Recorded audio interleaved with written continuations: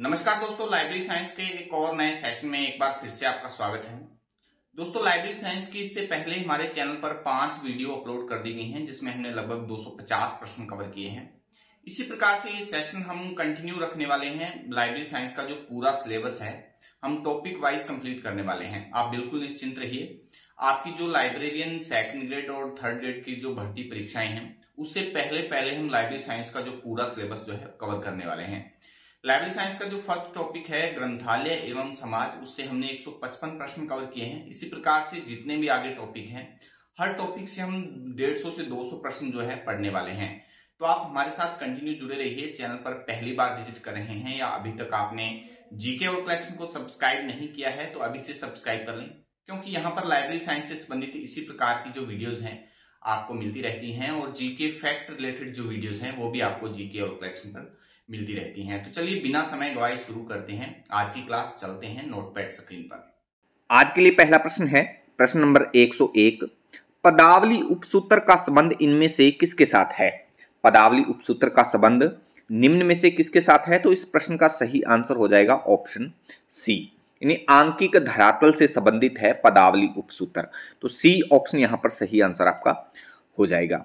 प्रश्न नंबर 102 है प्रवर्ती काल के सिद्धांत का संबंध निम्न में से किससे है? तो प्रवर्ती काल का जो सिद्धांत है वो वर्गीकरण से संबंधित है, यानी ए ऑप्शन यहां पर सही आंसर आपका हो जाएगा। प्रवर्ती काल का जो सिद्धांत है वो क्लासिफिकेशन से संबंधित है, ए ऑप्शन सही आंसर आपका हो जाएगा। अगला प्रश्न है कर्म संबद्धता का उपसूत्र का संबंध निम्न में से किससे है? यानी कर्म संबद्धता का जो उपसूत्र है उसका संबंध किससे है? तो इस प्रश्न का सही आंसर हो जाएगा ऑप्शन बी, श्रृंखला से संबंधित है कर्म संबद्धता का उपसूत्र। तो यहां पर बी ऑप्शन सही आंसर आपका हो जाएगा। प्रश्न नंबर 104 है। अगला प्रश्न है वर्गीकरण के समान पंक्ति के दो विचार एकलों का क्रम निम्नलिखित में से किसके द्वारा निर्धारित होता है? प्रश्न एक बार फिर से दोबारा रिपीट करूंगा मैं। वर्गीकरण के समान पंक्ति के दो विचार एकलों का क्रम निम्नलिखित में से किसके द्वारा निर्धारित होता है? देखिए, लाइब्रेरी साइंस में अगर आपको प्रश्न सही से समझ में आता है तो ही आप इसका सही आंसर जो है वो चुन पाएंगे। तो प्रश्न समझना बहुत ही ज़्यादा यहाँ पर महत्वपूर्ण है। यानी जो भाषा शैली है जो लाइब्रेरी साइंस की, जो इसमें शब्द हैं वो आपको समझने बहुत ज़रूरी हैं। तो ये शब्दावली आपको कैसे समझ में आएगी कि ये आप दोबारा से फिर से रिपीट करें, इनको दोबारा इसको पढ़ेंगे, सुनेंगे। लाइब्रेरी साइंस की जो डीलिस बीलिस की किताबें हैं उनको पढ़िए आप, तो वहाँ से आपको ये शब्दावली मिलेगी और शब्दावली अगर आपको समझ में आएगी तो ही आपको ये प्रश्न समझ में आने वाले हैं, अन्यथा ये प्रश्न जो है आपको समझ में नहीं आने वाली हैं। तो शब्दावली समझने के लिए आप डीलिस बीलिस एमलिस की जो किताबें हैं, जो कोर्स की किताबें हैं, वो किताबें पढ़िए आप, तो वहाँ से जो है ये शब्दावली आपको मिलेगी और शब्दावली समझ में आएगी तो फिर ही आपको प्रश्न समझ में आएंगे और प्रश्न अच्छे से समझ में आएंगे तो फिर उसका आप सही से आंसर टिक कर पाएंगे। तो इस प्रश्न का जो सही आंसर है ऑप्शन यहाँ पर डी सही हो जाएगा, सहायक अनुक्रम के सिद्धांत से। सहायक अनुक्रम के सिद्धांत से निर्धारित होता है वर्गीकरण में समान पंक्ति के दो विचार एकलों का क्रम। तो डी ऑप्शन यहाँ पर सही आंसर आपका हो जाएगा। अगला प्रश्न है संलग्नता के उपसूत्र का संबंध निम्न में से किसके साथ है? यानी संलग्नता का जो उपसूत्र है उसका संबंध किसके साथ है? तो यहां पर बी ऑप्शन आपका सही आंसर हो जाएगा, शाब्दिक धरातल से। संलग्नता का जो उपसूत्र है उसका संबंध जो है वो शाब्दिक धरातल से है। बी ऑप्शन यहां पर सही आंसर आपका हो जाएगा। सभी प्रश्न बहुत ही महत्वपूर्ण हैं। आपकी जो लाइब्रेरी सेकंड ग्रेड और थर्ड ग्रेड की जो परीक्षाएं होने वाली है उनके लिए बहुत ही आपके लिए रामबाण साबित होने वाले है ये प्रश्न। तो आप बहुत ही इनको ध्यान से पढ़िए, नोट डाउन करिए, नोट्स बनाइए और दोबारा से आप इनको अच्छे से रिपीट करिए। तो सभी प्रश्न जो है बिल्कुल सिलेक्टेड प्रश्न हैं। यूट्यूब पर मैं आपको लिख कर देता हूँ, ये प्रश्न आपको कहीं पर भी नहीं मिलने वाले हैं। बिल्कुल सिलेक्टेड प्रश्न है और बहुत ही मेहनत से ये जो है प्रश्नोत्तरी आपके लिए तैयार की गई है। तो बहुत ही आप ध्यान से पढ़िए, बिल्कुल आप बहुत अच्छे से यहाँ से जो है तैयारी कर पाएंगे। तो चलिए अगला प्रश्न है निम्नलिखित में से कौन सा उपसूत्र वैचारिक धरातल से संबंधित है। तो इस प्रश्न का जो सही आंसर हो जाएगा ऑप्शन यहाँ पर बी सही हो जाएगा। पृथक्करण का जो उपसूत्र है वो वैचारिक धरातल से संबंधित है, जबकि परिगणना का उपसूत्र, सापेक्षता का उपसूत्र और पदानुक्रम का उपसूत्र जो है ये जो है वैचारिक धरातल से संबंधित नहीं है, और पृथक्करण का जो उपसूत्र है ये जो है वैचारिक धरातल से संबंधित है। तो बी ऑप्शन यहाँ पर सही आंसर आपका हो जाएगा। अगला प्रश्न है, प्रश्न थोड़ा बड़ा है, ध्यान से समझिएगा। वर्गीकरण के उस सिद्धांत का नाम बताइए जिसके अनुसार एक ही विषय के दो पक्षों को अलग नहीं किया जा सकता, यद्यपि वह एक दूसरे से अलग दिखाई देते हैं, एवं उन्हें अलग किया जा सकता है, परंतु उन्हें उसी आवर्तन में रखा जाता है। एक बार फिर से मैं रिपीट कर दूंगा। वर्गीकरण के उस सिद्धांत का नाम बताइए जिसके अनुसार एक ही विषय के दो पक्षों को, एक ही विषय है उसके दो पक्ष हैं, पक्षों को अलग नहीं किया जा सकता, यद्यपि वह एक दूसरे से अलग दिखाई देते हैं एवं उन्हें अलग किया जा सकता है, परंतु उन्हें उसी आवर्तन में रखा जाता है। ऐसी शब्दावली वाले जो प्रश्न हैं वो ही आपको जो मुख्य परीक्षा है लाइब्रेरी साइंस की सेकंड ग्रेड थर्ड ग्रेड वहां पर आपको देखने को मिलेंगे। तो ऐसे प्रश्न आप बहुत ही ध्यान से पढ़ेंगे। तो इस प्रश्न का जो सही आंसर है ऑप्शन यहां पर बी सही हो जाएगा, गाय बछड़ा सिद्धांत। गाय बछड़ा सिद्धांत इस प्रश्न का जो है सही आंसर हो जाएगा। यानी गाय बछड़ा सिद्धांत के अनुसार जो है एक ही विषय के दो पक्षों को अलग नहीं किया जा सकता, यद्यपि एक दूसरे से अलग दिखाई देते हैं, उन्हें अलग किया जा सकता है, परंतु उन्हें आवर्तन में रखा जाता है। ये किसके सिद्धांत के अनुसार? गाय बछड़ा सिद्धांत के अनुसार। तो बी ऑप्शन यहां पर सही आंसर आपका हो जाएगा। अगला प्रश्न है, क्रामक अंक के निम्नलिखित में से कौन से घटक हैं? क्रामक अंक के निम्नलिखित में से कौन से घटक हैं? तो इस प्रश्न का सही आंसर हो जाएगा ऑप्शन यहां पर सी, वर्गांक एवं वर्गांक, ग्रंथांक एवं संग्राहक। तीनों अलग अलग हैं, वर्गांक, ग्रंथांक एवं संग्राहक। सी ऑप्शन यहां पर सही आंसर आपका हो जाएगा। नेक्स्ट है, निधानियों पर ग्रंथ व्यवस्थापन हेतु प्रयुक्त अंकन चिन्ह का नाम बताइए। इस प्रश्न का सही आंसर आपका ऑप्शन यहां पर डी सही हो जाएगा, क्रामक अंक। डी ऑप्शन यहां पर सही आंसर आपका हो जाएगा, क्रामक अंक। अगला प्रश्न है, W.H. बिस्को द्वारा 1885 में प्रकाशित ग्रंथांक पद्धति का नाम बताएं। W.H. बिस्को द्वारा 1885 में प्रकाशित ग्रंथांक पद्धति का नाम बताइए। तो इस प्रश्न का राइट जो आंसर है ऑप्शन यहां पर डी सही हो जाएगा, बिस्को टाइम नंबर्स। बिस्को टाइम्स नंबर जो पद्धति है उनको प्रकाशित किया था W.H. बिस्को ने 1885 में। तो डी ऑप्शन यहां पर सही आंसर आपका हो जाएगा। अगला प्रश्न है, प्रश्न नंबर 111, बिस्को टाइम नंबर्स निर्मित करने का आधार क्या है? बिस्को टाइम नंबर्स निर्मित करने का यानी क्या इसका बेस क्या है, आधार क्या है? तो यहां पर ए ऑप्शन आपका सही आंसर हो जाएगा, प्रलेख का प्रकाशन वर्ष। प्रलेख के प्रकाशन वर्ष के आधार पर बिस्को टाइम नंबर जो है वो जनरेट किए जाते हैं, निर्मित किए जाते हैं। तो ए ऑप्शन यहां पर सही आंसर आपका हो जाएगा। अगला प्रश्न है, छोटे साइज के ग्रंथ के संग्राहक को कैसे दर्शाया जाता है? छोटे साइज के जो ग्रंथ होते हैं उसके जो कलेक्शनर होते हैं, संग्राहक होते हैं, उनको कैसे दर्शाया जाएगा? तो इस प्रश्न का राइट जो आंसर है ऑप्शन यहां पर बी सही हो जाएगा, अधोरेखांकित करके। अधोरेखांकित करके छोटे साइज के ग्रंथ के संग्राहक को दर्शाया जाता है। बी ऑप्शन यहां पर सही आंसर आपका हो जाएगा। अगला प्रश्न है, प्रश्न नंबर 113, जीर्ण शीर्ण ग्रंथ को संग्राहक में कैसे दर्शाया जाएगा? जीर्ण शीर्ण ग्रंथ को संग्राहक में कैसे दर्शाया जाएगा? तो इस प्रश्न का राइट जो आंसर है ऑप्शन यहां पर सी सही हो जाएगा, वर्त में बंद करके। वर्त में बंद करके जीर्ण शीर्ण ग्रंथ को संग्राहक में दर्शाया जाता है। तो सी ऑप्शन यहां पर सही आंसर आपका हो जाएगा। प्रश्न नंबर 114 है, ग्रंथांक हेतु लेखक के नाम के 3 अक्षरों का प्रयोग किस ग्रंथांक विधि में किया जाता है? तो इस प्रश्न का राइट आंसर है ऑप्शन यहाँ पर बी सही हो जाएगा। कट्टर ग्रंथांक विधि में, कट्टर ग्रंथांक विधि में जो है ग्रंथांक हेतु लेखक के नाम के जो 3 अक्षरों का प्रयोग किया जाता है। बी ऑप्शन यहाँ पर सही आंसर आपका हो जाएगा। अगला प्रश्न है, ऐसा कर्म सूचक अंक जिसका कि प्रयोग उस विषय से संबंधित एवं समान वर्गांक वाले अन्य ग्रंथों के बीच उसी ग्रंथ का स्थान निर्धारित करने के लिए किया जाता है, वो क्या कहते हैं? बहुत ही महत्वपूर्ण प्रश्न है। तो इस प्रश्न का राइट जो आंसर है ऑप्शन यहाँ पर सी सही हो जाएगा, ग्रंथांक यानी बुक नंबर। सी ऑप्शन यहाँ पर सही आंसर आपका हो जाएगा। ग्रंथांक यानी ग्रंथ का अंक यानी बुक नंबर। सी ऑप्शन यहाँ पर सही आंसर आपका हो जाएगा। अगला प्रश्न है, सार्वभौम दशमलव वर्गीकरण यानी यूडीसी, शॉर्टकट में यूडीसी, फुल फॉर्म इसकी यूनिवर्सल डेसिमल क्लासिफिकेशन। आप इसकी स्पेलिंग चेक कर लें, यूनिवर्सल डेसिमल क्लासिफिकेशन, सार्वभौम दशमलव वर्गीकरण।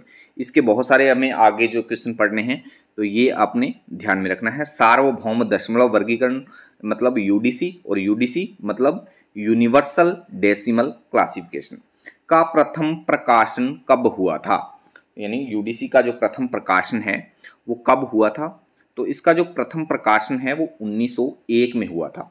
सी ऑप्शन यहाँ पर सही आंसर आपका हो जाएगा। यूडीसी यानी सार्वभौम दशमलव वर्गीकरण पद्धति का जो प्रथम प्रकाशन, पहला प्रकाशन जो है 1901 में हुआ था। सी ऑप्शन यहाँ पर सही आंसर आपका हो जाएगा। सार्वभौम दशमलव वर्गीकरण पद्धति यानी यूडीसी में मुख्य वर्गों के क्रम का आधार किस वर्गीकरण पद्धति पर आधारित है? तो इस प्रश्न का राइट जो आंसर है ऑप्शन यहाँ पर सी सही हो जाएगा, ड्यूई दशमलव वर्गीकरण पद्धति। ड्यूई दशमलव वर्गीकरण पद्धति यानी डीडीसी। और डीडीसी की क्या फुल फॉर्म है? Dewey decimal classification. ये देखो, डेवी डेसिमल और ये वर्गीकरण मतलब क्लासिफिकेशन। तो ये इनकी फुल फॉर्म अपने को याद रखनी है, शॉर्ट भी याद रखना है, फुल भी याद रखना है। जैसे कॉलम क्लासिफिकेशन है तो सीसी लिखते हैं इसको, मतलब column classification. Library of Congress classification है तो इसको एलसी लिखते हैं।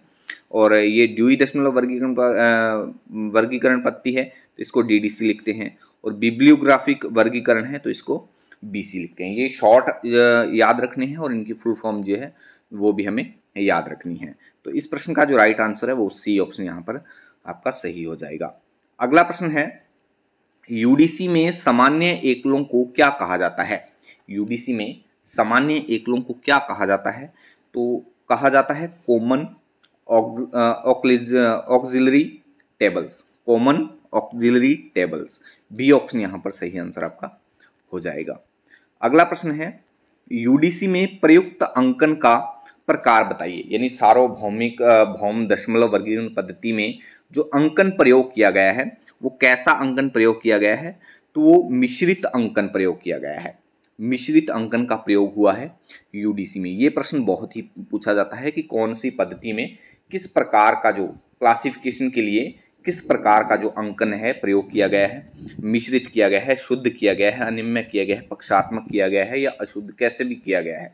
तो इसमें मिश्रित अंकन का जो है वो प्रयोग हुआ है। ए ऑप्शन यहाँ पर सही आंसर आपका हो जाएगा। अगला प्रश्न है, यूडीसी में काल एकल के लिए प्रयुक्त योजक चिन्ह बताइए। यूडीसी में काल एकल के लिए प्रयुक्त योजक चिन्ह कौन सा है? तो इस प्रश्न का सही आंसर अपना हो जाएगा option C, inverted commas. Inverted commas, इस प्रकार से जो ऊपर वाली साइड में कोमा लगती है उसे इन्वर्टेड कोमा कहते हैं। तो सी ऑप्शन यहाँ पर सही आंसर आपका हो जाएगा। अगला प्रश्न है, यूडीसी में असत्य अंकों को किस योजक चिन्ह द्वारा जोड़ा जाता है? ये सार्वभौम दशमलव वर्गीकरण पद्धति में हर बार नहीं बोलता, ज़्यादा वीडियो लंबा होता जा रहा, टाइम होता है, तो ये आप अपने मन में जरूर इसको पढ़ें। सार्वभौम दशमलव वर्गीकरण पद्धति, सार्वभौम दशमलव वर्गीकरण पद्धति, तो इससे आप चीज़ें जो है अच्छे से आपके रिपीट में आएंगी। तो ये आप जरूर पढ़ें। मैं इसको शॉर्ट में इसलिए बोलता हूँ कि अब थोड़ा जल्दी से हर प्रश्न को थोड़ा जल्दी से कवर कर पाए हम। तो यूडीसी में असत्य अंकों को किस योजक चिन्ह द्वारा जोड़ा जाता है? तो इस प्रश्न का राइट जो आंसर है ऑप्शन यहाँ पर बी सही हो जाएगा। बी ऑप्शन यहाँ पर सही हो जाएगा, पल्स द्वारा। बी सही आंसर अपना हो जाएगा। अगला प्रश्न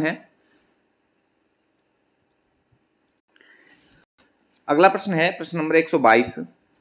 यूडीसी में असत विषयों के संचयन सार्वभौम दशमलव वर्गीकरण को दर्शाने के लिए किस चिन्ह का प्रयोग किया जाता है? तो इस प्रश्न का सही आंसर है ऑप्शन यहां पर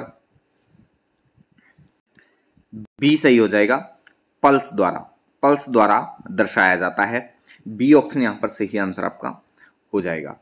नेक्स्ट है, यूडीसी में होने वाले परिवर्तनों को किस प्रकाशन में प्रकाशित किया जाता है?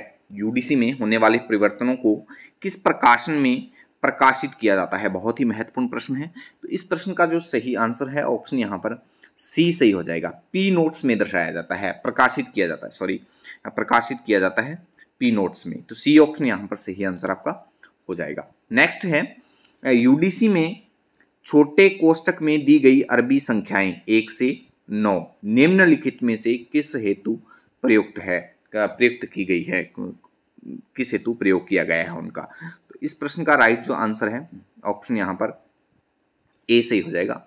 स्थान के लिए उनका जो है प्रयोग किया गया, यानी प्लेस के लिए, स्थान के लिए जो है उनका अरबी संख्याओं का जो है वो प्रयोग, ये जो संख्याएं हैं इनका प्रयोग किया गया है। तो ए ऑप्शन यहां सही आंसर आपका हो जाएगा। नेक्स्ट है, यूडीसी में विभिन्न पक्षों को जोड़ने के लिए निम्नलिखित में से किन योजक चिन्हों का प्रयोग किया जाता है? तो यहाँ पर टाइपिंग में थोड़ी सी मिस्टेक है। चिन्हों का चिन्हों का प्रयोग किया गया है। तो इस प्रश्न का जो सही आंसर है ऑप्शन यहाँ पर सी सही हो जाएगा। कोलन, 2 कोलन, वर्गाकार कोष्ठक और प्लस का प्रयोग किया गया है। कोलन है, 2 कोलन है, वर्गाकार कोष्ठक यानी वर्गाकार कोष्ठक और प्लस, ये जो है चारों का प्रयोग किया गया है। सी ऑप्शन सही आंसर आपका हो जाएगा। अगला प्रश्न है, पीई नोट्स एवं पीपी नोट्स का प्रकाशन किस वर्गीकरण के संशोधनों के लिए होता है? तो इस प्रश्न का सही आंसर है ऑप्शन यहाँ पर डी सही हो जाएगा। यूनिवर्सल डेसिमल वर्गीकरण यानी यूडीसी, यूनिवर्सल डेसिमल वर्गीकरण के लिए पीई नोट्स व पीपी नोट्स का प्रकाशन जो है वो होता है। डी ऑप्शन सही आंसर आपका हो जाएगा।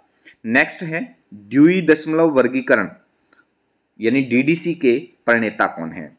ड्यूई दशमलव वर्गीकरण, इसका शॉर्ट जरूर याद रखें आप, डीडीसी। तो डीडीसी के प्रणेता कौन है? तो इस प्रश्न का सही आंसर है ऑप्शन यहाँ पर डी सही हो जाएगा। डेवी दशमलव वर्गीकरण पद्धति जो है उसके जो प्रणेता हैं वो मेलविल ड्यूई हैं। मेलविल डेवी भी बोलते हैं, मेलविल ड्यूई भी बोलते हैं। तो डी ऑप्शन सही आंसर आपका हो जाएगा। अगला प्रश्न है, ड्यूई दशमलव वर्गीकरण के प्रथम संस्करण का प्रकाशन कब हुआ था? तो इसका जो प्रथम संस्करण है वो 1876 में प्रकाशित हुआ था। डीडीसी का जो प्रथम संस्करण है वो 1876 में प्रकाशित हुआ था। बी ऑप्शन सही आंसर आपका हो जाएगा। अगला प्रश्न है, डीडीसी को 7 बार संपादित करने का श्रेय किसको है? डीडीसी को 7 बार संपादित किसने किया? तो इस प्रश्न का राइट जो आंसर है ऑप्शन यहां पर डी सही हो जाएगा।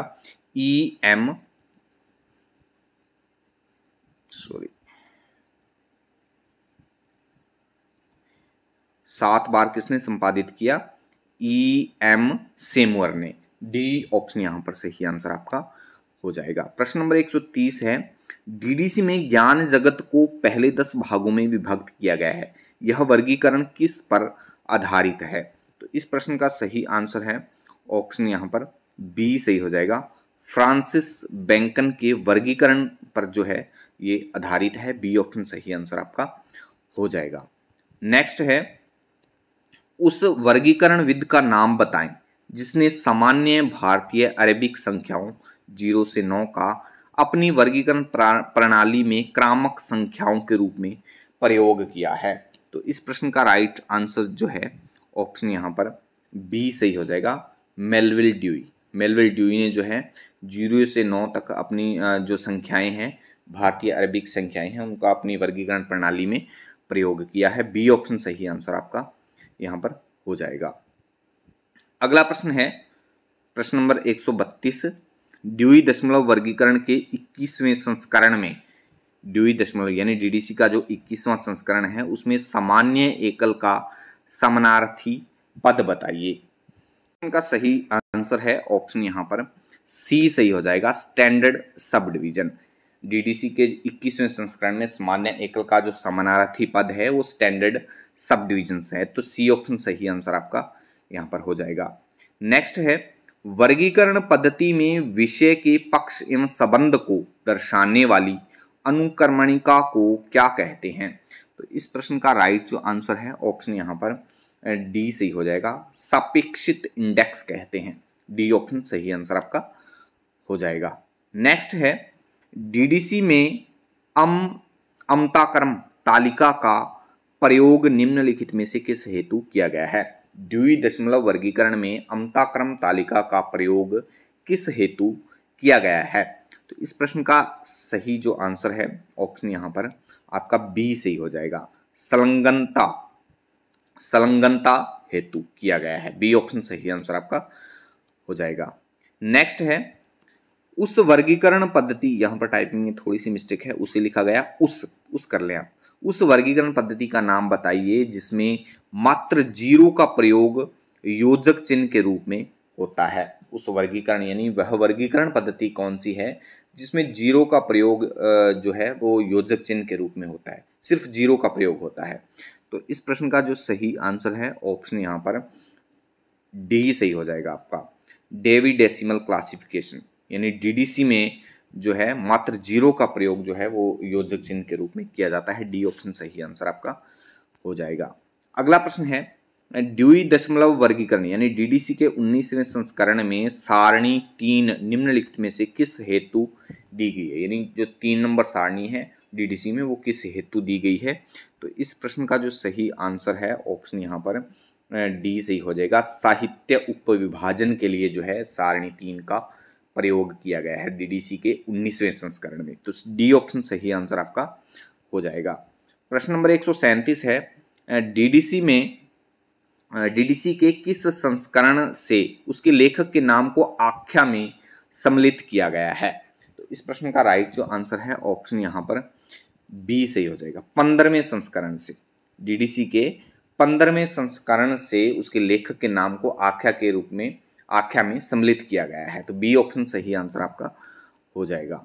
अगला प्रश्न है डीडीसी के वर्गांक 020, 301, 332 और 956 आदि किस प्रकार के अंकन के उदाहरण है। बहुत ही महत्वपूर्ण प्रश्न है और इसी प्रकार के जो प्रश्न है आपको परीक्षाओं में देखने को मिलेंगे। तो ये आप बहुत ही इनको ध्यान से पढ़ना है, ध्यान से समझना है। एक बार प्रश्न फिर से रिपीट करूंगा मैं।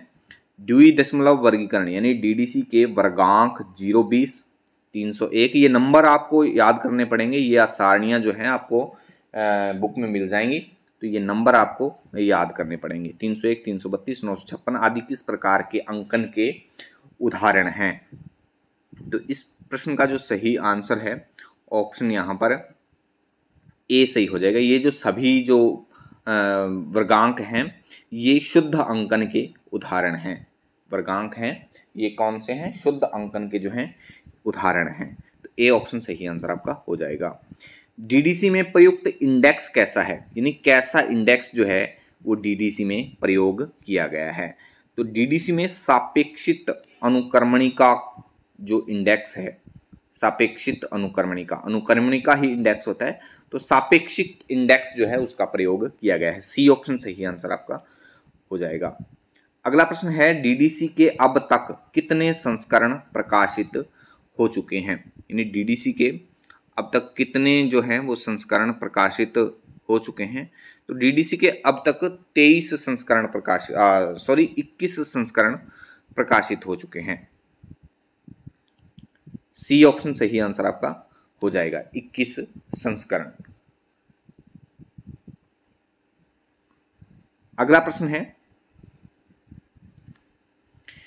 डीडीसी में राजनीति शास्त्र को किस वर्गांक द्वारा दर्शाया गया है। डीडीसी में राजनीति शास्त्र को किस वर्गांक द्वारा दर्शाया गया है। तो यहाँ पर ए ऑप्शन आपका सही हो जाएगा, 320 द्वारा दर्शाया गया है। ए ऑप्शन सही आंसर आपका हो जाएगा। अगला प्रश्न है, डीडीसी में वर्गांक 822.33 किसे दर्शाता है? 822.33 किसे दर्शाता है? ये नंबर जो है वर्गांक यानी ये बुक नंबर जो है ये आपको याद ग्रंथांक नहीं, वर्गों के अंक जो है ये आपको याद करने पड़ेंगे। तो डीडीसी में वर्गांक 822.33 जो है वो किसे दर्शाता है? तो ये विलियम शेक्सपियर को दर्शाता है। डी ऑप्शन यहाँ पर सही आंसर आपका हो जाएगा, विलियम शेक्सपियर। अगला प्रश्न है, डीडीसी के 21वें संस्करण के खंड 2 के प्रारंभ में कितने संक्षेपक दिए गए हैं? तो इस प्रश्न का राइट जो आंसर है ऑप्शन यहाँ पर सी सही हो जाएगा, 3। डीडीसी के 21वें संस्करण के खंड 2 के प्रारंभ में जो है 3 संक्षेपक दिए गए हैं, तो सी ऑप्शन सही आंसर आपका हो जाएगा। अगला प्रश्न है, डीडीसी के 21वें संस्करण में मानक उपविभाजन सारणी की संख्या क्या है? ड्यूई दशमलव वर्गीकरण यानी डीडीसी के 21वें संस्करण में मानक उपविभाजन सारणी की संख्या क्या है? तो संख्या है सारणी 1। ए ऑप्शन सही आंसर आपका हो जाएगा, सारणी 1। अगला प्रश्न है, डीडीसी के किस संस्करण को मानक संस्करण कहते हैं? डीडीसी के किस संस्करण को मानक संस्करण कहते हैं? तो इस प्रश्न का जो सही आंसर है ऑप्शन यहाँ पर आपका बी सही हो जाएगा, 15वें संस्करण को। डीडीसी के 15वें संस्करण को मानक संस्करण कहा जाता है। बी ऑप्शन सही आंसर आपका हो जाएगा। अगला प्रश्न है, डीडीसी का 21वां संस्करण कितने खंडों में है? डीडीसी का जो 21वां संस्करण है वो कितने खंडों में है? तो इस प्रश्न का सही जो आंसर है ऑप्शन यहाँ पर आपका डी सही हो जाएगा, 4 खंडों में है। डीडीसी का जो 21वां संस्करण है वो 4 खंडों में विभाजित है। डी ऑप्शन सही आंसर आपका हो जाएगा। अगला प्रश्न है, प्रश्न नंबर 147, निम्नलिखित में से ड्यूई दशमलव वर्गीकरण, यहाँ पर फिर टाइपिंग में थोड़ी सी मिस्टेक है, ड्यूई दशमलव वर्गीकरण यानी डीडीसी का संस्करण 21 की चौथी व छठी सारणियों के नाम बताओ। तो इस प्रश्न का जो सही आंसर है ऑप्शन यहाँ पर आपका सी सही हो जाएगा, सी ऑप्शन, भाषा विषयक उपविभाजन सारणी एवं भाषाएं सारणी। सी ऑप्शन सही आंसर आपका हो जाएगा। नेक्स्ट है, ड्यूई दशमलव वर्गीकरण के अनुसार किसी विषय का इतिहास बनाने के लिए किस मानक उपविभाजन का प्रयोग किया जाता है?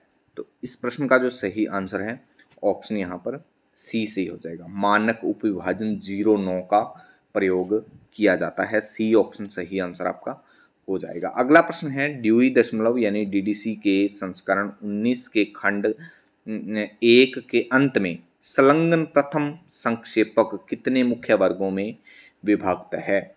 तो इस प्रश्न का जो सही आंसर है यहाँ पर बी ऑप्शन सही हो जाएगा, 10 उपवर्गों में जो है विभक्त है यानी विभाजित है। तो बी ऑप्शन सही आंसर आपका हो जाएगा।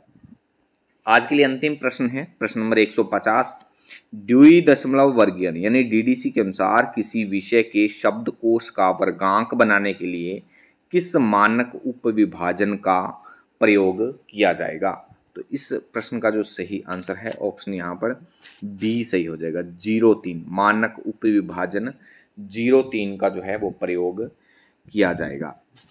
तो चलिए आज के लिए बस इतना ही। आज की वीडियो आपको कैसी लगी कमेंट करके जरूर बताएं। वीडियो अच्छी लगी तो वीडियो को एक लाइक जरूर कर दें और दोस्तों में शेयर जरूर कर दें। और लाइब्रेरी साइंस का जो हम पूरा कोर्स जो कंप्लीट करने वाले हैं, आप बिल्कुल निश्चिंत रहिए। बहुत सारे प्रश्न जो है लाइब्रेरी साइंस के हम परीक्षाओं से पहले जो है सेकंड ग्रेड और थर्ड ग्रेड की जो परीक्षाएं होनी है उनसे पहले बहुत सारे प्रश्न हम पढ़ने वाले हैं। तो हमारे साथ जुड़े रहिए। चैनल पर पहली बार विजिट कर रहे हैं या अभी तक आपने जीके ऑल कलेक्शन को सब्सक्राइब नहीं किया है तो सब्सक्राइब कर लें, क्योंकि यहाँ पर लाइब्रेरी साइंस के अलावा आपको जीके की और भी बहुत सारी ढेरों सारी वीडियोस, फैक्ट रिलेटेड वीडियोस मिलती रहती हैं।